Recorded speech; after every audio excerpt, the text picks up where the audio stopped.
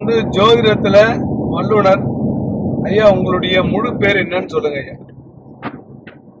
அவலூர்பேட்டை உமாபதி விநாயகம் என்பது என்னுடைய பெயர். அப்பா பேரு விநாயகம், என் பேரு உமாபதி. ஆகவே அங்க எல்லாருக்கும் தெரியும், ஆசிரியராக இருந்து ஓய்வு பெற்றவர், ஜோதிடர், வாஸ்து சாஸ்திர ஆலோசகர், தமிழ் முறை திருமணங்களை செய்பவர், தமிழ் முறை திருக்குறள் கரண நெறிகளிலே எவ்வாறு செய்யணும்ன்றத அதுக்கு நான் பயிற்சி கொடுத்திருக்கேன். ஆகவே இந்த சமுதாய மக்கள் மேன்மை பெறணும், உண்மையான வளர்ச்சி பெறணும், விளம்பரத்துக்காக அல்ல. அந்த உண்மையான வளர்ச்சி பெற வேண்டும் என்று சொன்னால் சில கட்டுப்பாடு நாமே கொள்ளணும். ஐயா, இப்போ 12 ராசி.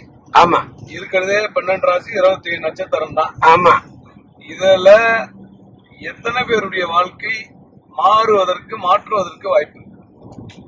ஐயா, 27 நட்சத்திரங்கள் என்பது ஒரு மாதத்துல 27 நாள் வரும். ஆக 27 நட்சத்திரத்தை வச்சுப்பாங்க.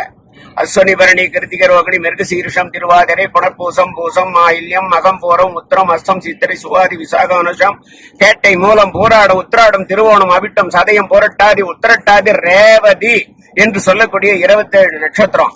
இந்த 27 நட்சத்திரத்துக்கு ஒரு நட்சத்திரத்துக்கு 4 பாதம். பாதம் என்று சொன்னால் பிரிவு. சரி, அத 108 பாதங்கள் இந்த 12 ராசிக்கும் உண்டு. சரி, இப்ப ஒருத்தருடைய வாழ்க்கையில விதியை மாத்துவீங்களா, இல்ல அவங்கள விதியிலிருந்து காப்பாத்துவீங்க? மதியை பயன்படுத்தி விதியிலே நாம் ஒதுங்கிக் கொள்ளலாம்.